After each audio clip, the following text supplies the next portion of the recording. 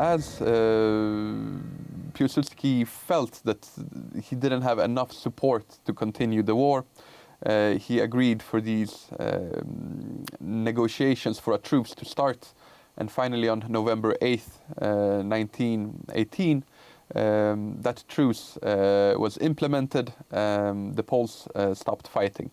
However, the Ukrainians from the Ukrainian 6th Sich Rifle Division, they were still hopeful that they would be able to liberate the rest of Ukraine.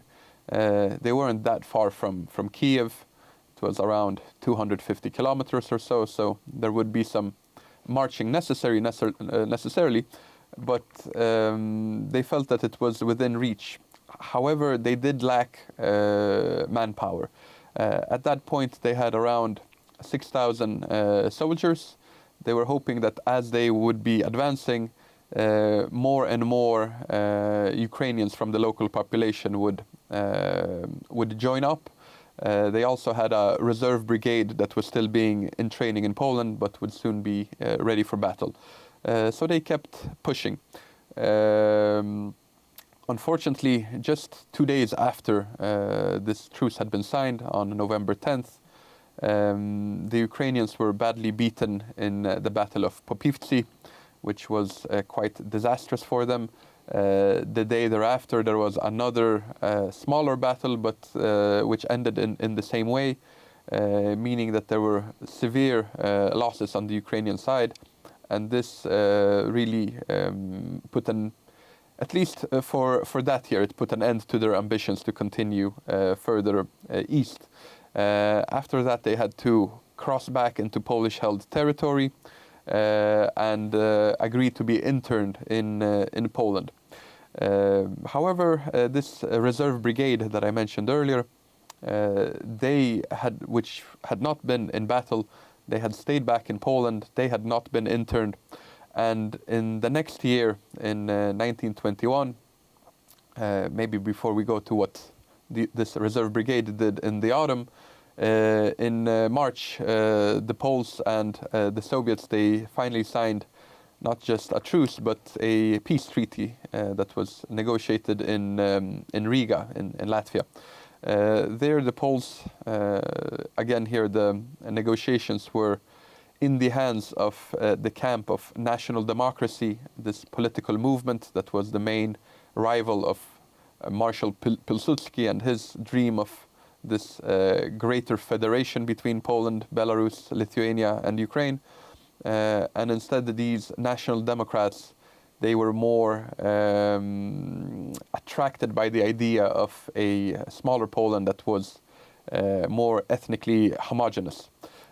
So here in the negotiations, what Pilsudski considered to be treason against the Ukrainians, the Poles agreed that the sides that would be represented at this peace treaty was not just Poland and Soviet Russia, but rather that the socialist republics of Belarus and Ukraine would be included. So here the Poles in some form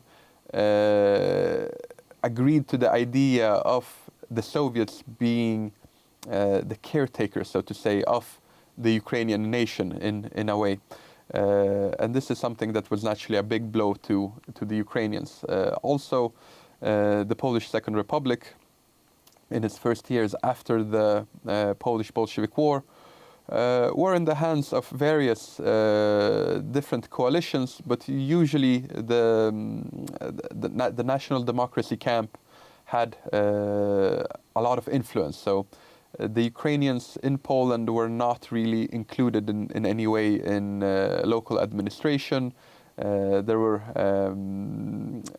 many forms of persecution that stopped the Ukrainian language, for example, from being used in education, especially in lower and mid education.